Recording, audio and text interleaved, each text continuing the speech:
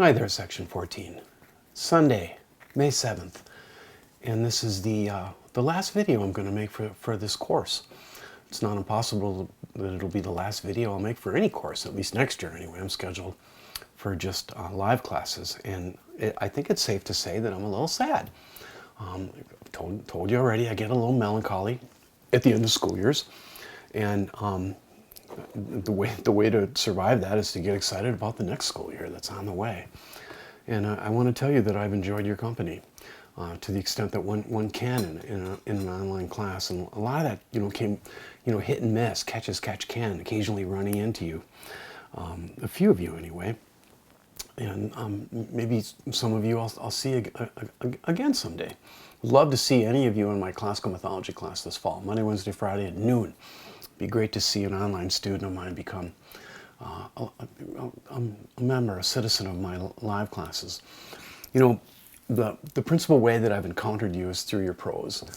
And I'm not bragging, or it's not bombastic, but the fact is not everybody did every assignment, and that's fine. It's not about perfection here and things. Squirrel, I got my window open here. But it's safe to say that I read and responded to well over 700 total, right? 700 total files. I only cheated on one. I just got tuckered out, you guys. You got to forgive me. I gave a recorded response. I read every single word, and where I fell down was on the entry on the cemetery in America. I just got tuckered out, and I think you can just forgive that. I tried to give a personal recorded response to each and every one of you to make you know that I'm here and that I'm paying attention to you.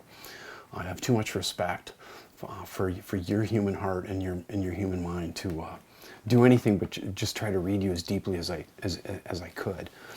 And I want to wish you a great finals week, and I want to wish you a wonderful summer, and best of luck as you pursue your education. I figured it out. It's a chipmunk. It's a little chippy, scratching around by my gardens. It's a simple day. It's going to be a relatively short video. I want to read to you two things that I think are just precious. A poem by William Stafford, and also some poetic observations from one of my students in my Comp 2 class, the 11 o'clock one. I have permission from Annika Forland to read from her last journal entry, her coda. I've got a little bit of a heads up about the final things here. Your final work of literature that I'm going to put before you is Thornton Wilder's Our Town. You deserve a little bit of an explanation about that, and a little bit of a prep for not a final, but the finale that hopefully will raise everyone's boats. So before I hope I haven't told you this story before. Way back, maybe I did already. Is there a William Stafford thing in the videos? I don't know. I've made over 165 in the last couple years for various reasons, and maybe I'll just repeat the story if it's okay, or just skip it. Right? Let's just get to the poem. Yeah, let's just get to the poem. I told my students, my live students, this past Friday that I have finally decided at the end of the semester to give you a poem that will definitively explain your human condition, like forever. This is everybody's story. And this is William Stafford, first grade. In the play, Amy didn't want to be anybody, so she managed the curtain. Sharon wanted to be Amy, but Sam wouldn't let anybody be anybody else. He said it was wrong. All right, Steve said, I'll be me, but I don't like it. So Amy was Amy, and we didn't have the play. And Sharon cried. Oh, that's just so perfect.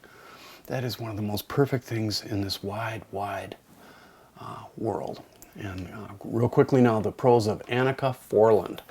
I won't show it to you because it's vertical, and that's kind of hard to get on the editing thing with Final Cut Pro. So I'll just read it, and maybe this is everybody's story too.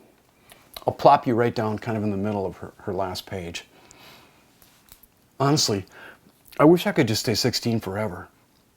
However, I think I'll be happy with the life I'll create for myself. I'm a bit nervous about college, though.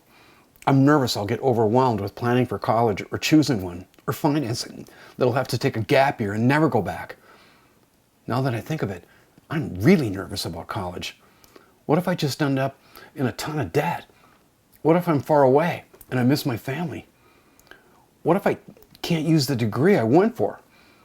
I have a ton of questions, and I think it keeps getting closer and it gets more overwhelming. I'm sure everything will be fine in the end, but it's coming closer every day and it's scary. What if me and my best friend just drift apart forever? That would be so sad. I think I'd cry. Or what if I'm living alone and I see a spider? I can't kill them. So what happens? Do I just move? Or what? I think I'll live with someone and they'll have to be able to kill a spider. Oh, that's just perfect. I can't believe I found a way to make a living with stories and literature and art and beauty and mainly just watching people think. Watching people think. And you already know that I've said it on a number of the tapes, especially regarding the Northrop Frye. You all know that the subject of this class was something far more important than composition. The subject of this class was each and every one of you, and your imaginations, and your heart, and your soul, and your creativity, and what you're able to do with it. And I think I can pause my pitch for great imaginative literature and beauty right now. I think each and every one of you gets it. So, Thornton Wilder is your last writer, and this is not going to be hard work. My nose keeps itching. I don't know why. I'll keep scratching it. Thornton Wilder did most of his work in the first half of the 20th century. He's one of the only American writers that won the Pulitzer Prize for both journalism and literature. I don't think that's ever happened, and probably will never happen again. The man was really a writer. Probably closeted, gay man. We don't know a lot about that, but that's pretty much the general assumption.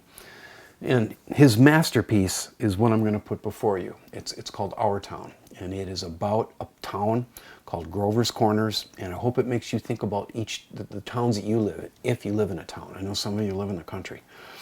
But if you live in, St. Joe, Pequot, Pine River, Brainerd, wherever you are, you know probably that your town is more than just a setting, a locale. Towns have consciousness. Towns have whatness. And I have a book here called The Town in American Literature. And it's just really something. It is so universal it has been translated into every single language on earth, pretty much. And every minute on earth, somewhere, our town is being put on. That's how big it is, because it's kind of like the poem First Grade. This is everybody's story. And pretty much every one of you is going to live this. I certainly don't say that about very many works of literature. You're gonna live this if you're not living it already. And that's not a threat. I didn't say that to be ominous. I had to say that to tell it true. I encountered it for the first time when I was a senior in high school. I used to kind of get away from my family at night by going to my bedroom, and I had this crap black and white TV, and I had a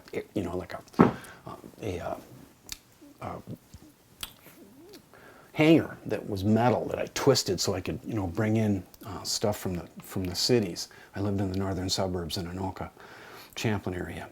And one night I encountered the Robbie Benson version of Our Town. Now, a couple things about it, and I'm just about ready to sign off here.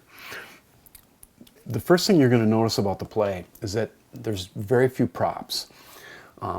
You're going to see children eating at the beginning of the play, but there's no forks and no spoons. There's nothing. There's just thin air. Everything is mimed, at least in terms of physicality. When you see Howie Newsom delivering the milk, you can hear his horse Bessie behind him, and you'll hear the clop. But those are sound effects. He's really just tugging on air, thin air. Thornton Wilder wanted to dispense with all artifice. He didn't want any props, anything physical, much physical, that would distract from the dialogue, which is dead simple, written in American English, the way we talk. And the final thing I want to tell you about this play is that it was made shortly after we turned into this century that I didn't want to go to. I wanted to stay in the 20th century. directed and starring Paul Newman, who's one of the greatest actors of this country's ever produced. He was a true movie star.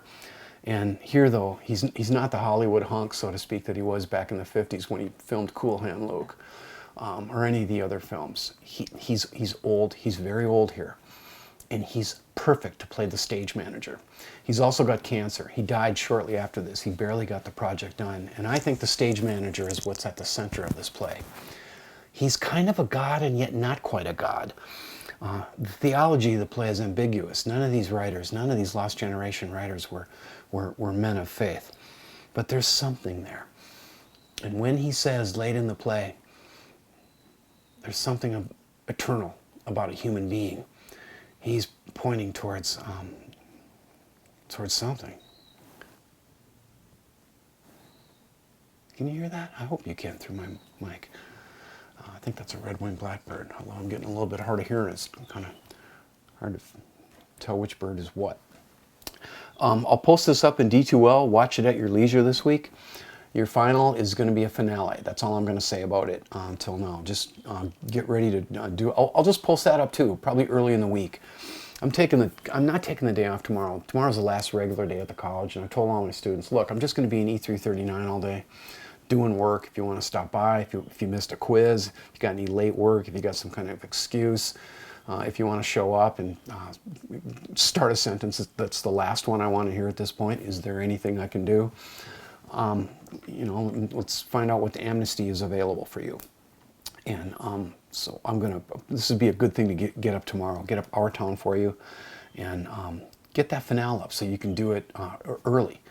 And but you want to watch Our Town first. You want to watch Our Town first. I think that's it. I think that's it. Is that really it? Have I run out of things to say? I feel forlorn.